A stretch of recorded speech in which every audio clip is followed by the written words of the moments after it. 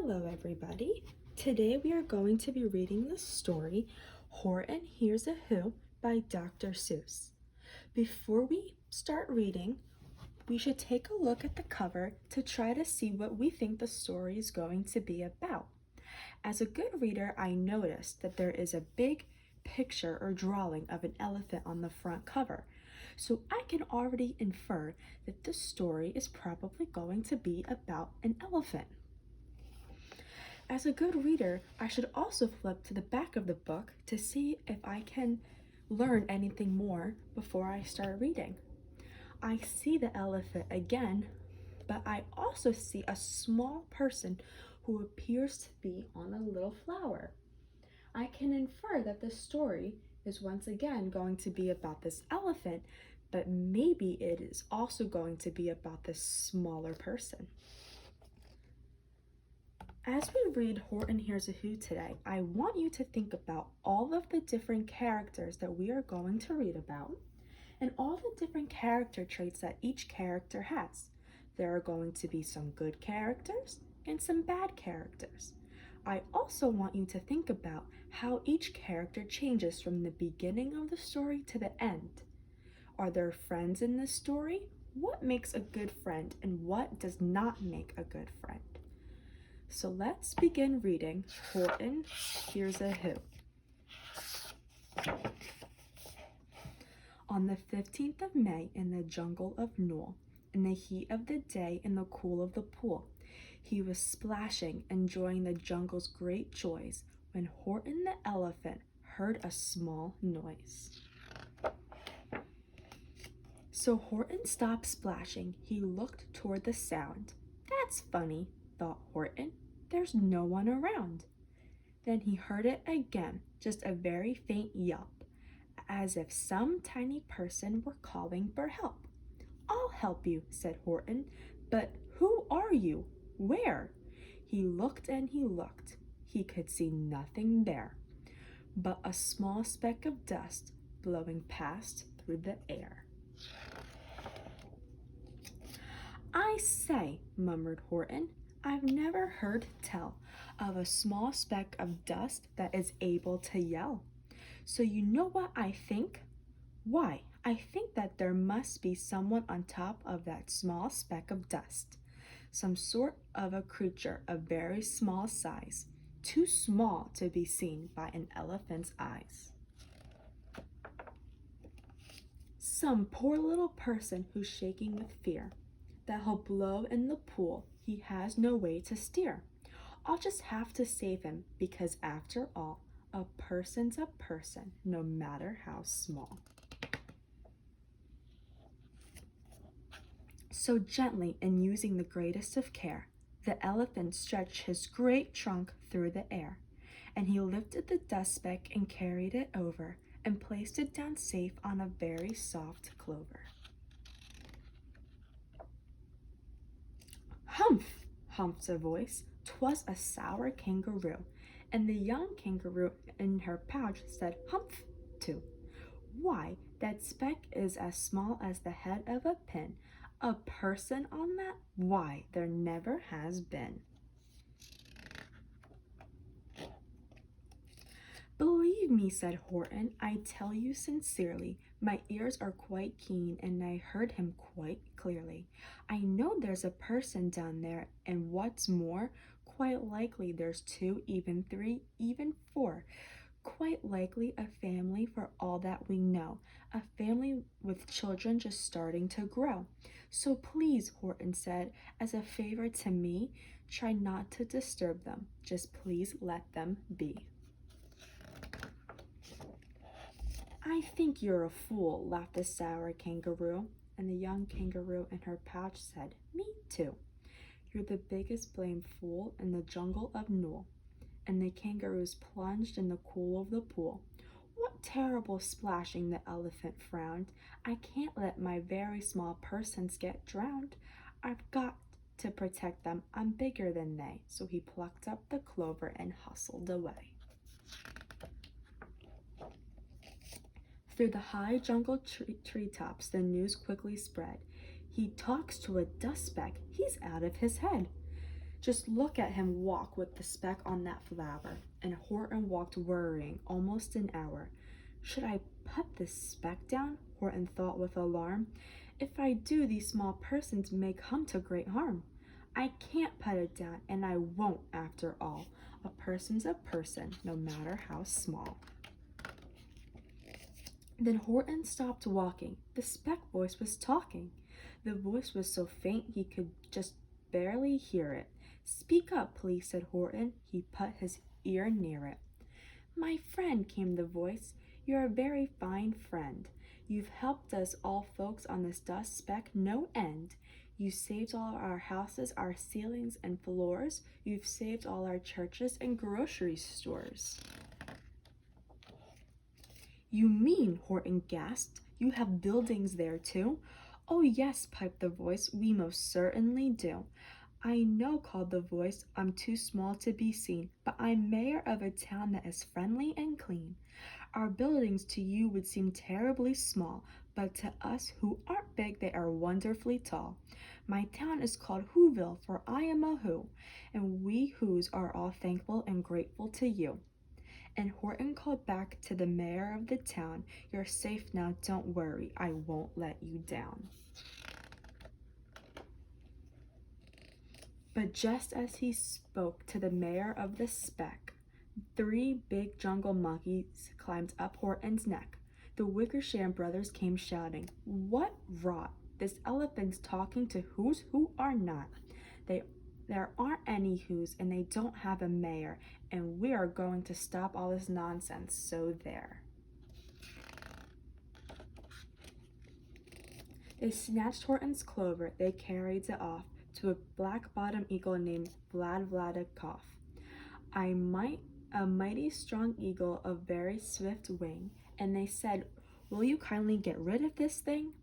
And before the poor elephant even could speak, that eagle flew off with the flower in his beak.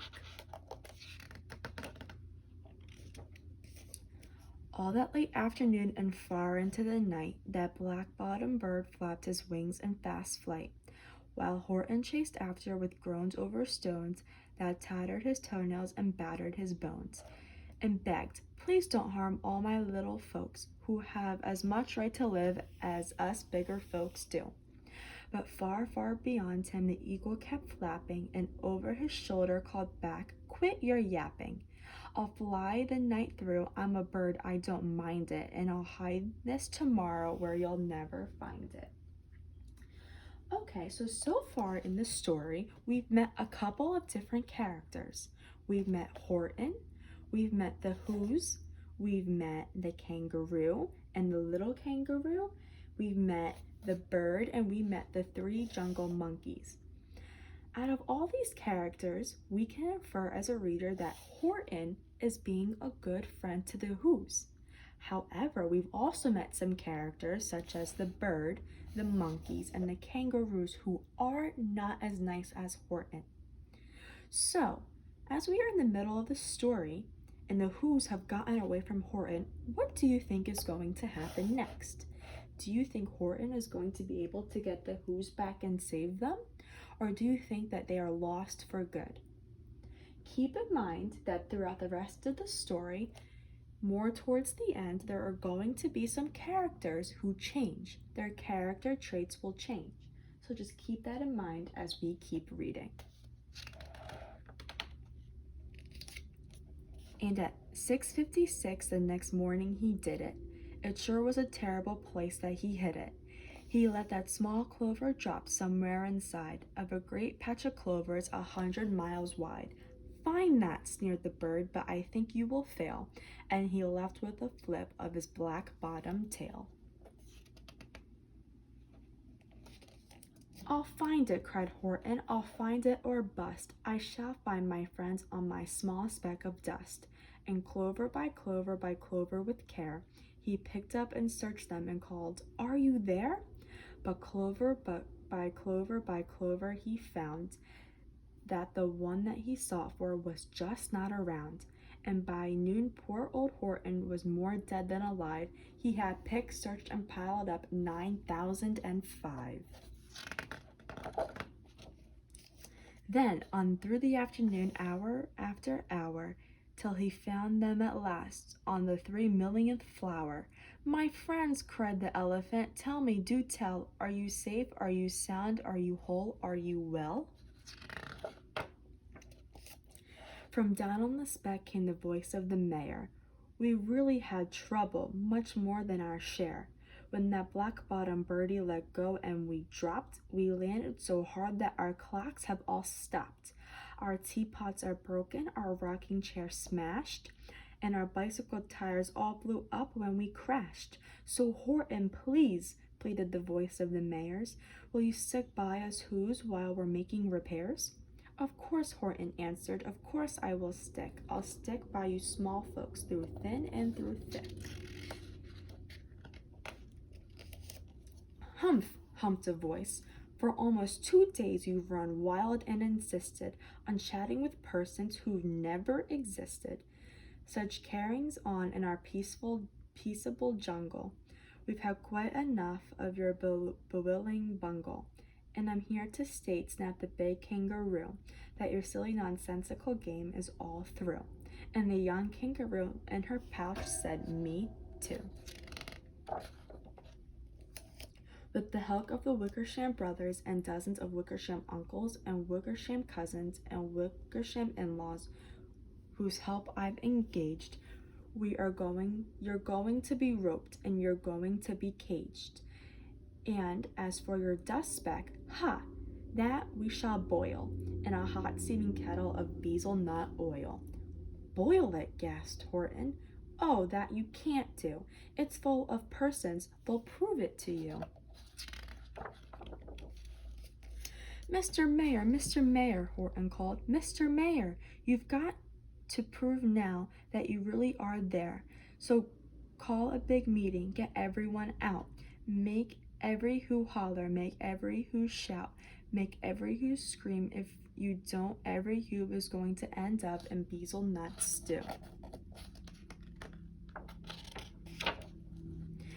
And down on the dust speck, the scared little mayor quick called a big meeting in Whoville Town Square.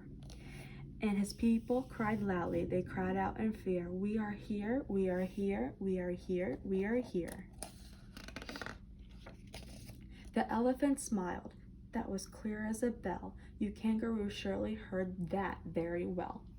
All I heard, snapped the big kangaroo, was the breeze and the faint sound of wind through the far distant trees. I heard no small voices, and you didn't either. And the young kangaroo in her pouch said, me neither.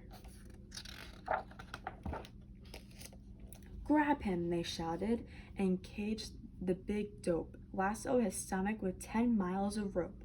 Tie the knots tight so he'll never shake loose. Then dunk that dumb speck in the bezel nut juice. Horton fought back with great vigor and vim, but the Wickersham gang was too many for him. They beat him, they mauled him, they started to haul him into the cage, but he managed to call to the mayor, don't give up, I believe in you all. A person's a person, no matter how small. And you very small persons will not have to die if you make yourselves heard, so come on now and try. And the mayor grabbed a tom-tom, he started to smack it, and all over Whoville they whooped up a racket. They rattled tin kettles, they beat on brass pans, on garbage pail tops and old cranberry cans. They blew on bazookas and blasted great toots on clarinets, oopaws and boopaws and flutes. Great gusts of loud racket rang high through the air. They rattled and shook the whole sky, and the mayor called up through the howling mad hula-baloo, hey Horton, how's this? Is our sound coming through? And Horton called back, I can hear you just fine, but the kangaroo's ears aren't as strong quite as mine. They don't hear a thing. Are you sure all your boys are doing their best? Are they all making noise? Are you sure every who down in Whoville is working? Quick, look through your talent. Is there anyone shirking? Through the town rushed the mayor from the east to the west, but everyone seemed to be doing his best. Everyone seemed to be yapping or yipping, everyone seemed to be beeping or bipping, but it wasn't enough. all this ruckus and roar, he had to find someone to help him make more. He raced through each building. He searched floor to floor. And just as he felt he was getting nowhere, almost about to give up in despair, he suddenly burst through the door, and that mayor discovered one shirker quite hidden away in the Fairfax apartments 12J. A very small shirker named Jojo was just standing and bouncing a yo-yo, not making a sound, not a yip, not a chirp, and the mayor rushed inside and he grabbed that young twerp. And he climbed with the lad up the Eiffelberg Tower. "This," cried the mayor, "is your town's darkest hour. The time for all who have blood that is red to come to the aid of their country," he said. "We've got to make noises in greater amounts, so open your mouth, lad, for every voice counts." Thus he spoke as he climbed. When they got to the top, the lad cleared his throat and he shouted out, "Yop!" And that yop, that one small extra yop, putted over. Finally, at last, from the speck on that clover, their voices were heard. They rang out clear and clean, and the elephant smiled. "Do you see what I mean? They've proved they are persons, no matter how small, and their whole world was saved by the smallest of all." "How true, yes, how true," said the bay kangaroo. "And from now on, you know what I'm planning to do? From now on, I'm going to protect them with you." And the young kangaroo in her pouch said, "Me too. From sun in the summer, from rain when it's fallish, I'm going to protect them, no matter how smallish." So at the end of the book, we have learned and read about many different characters. We've seen all the character traits, and we've seen how characters have changed since the beginning all the way to the end. So, at the end of the story, would you have stood up to the kangaroo? Would you have been just like Horton and tried to save the Who's?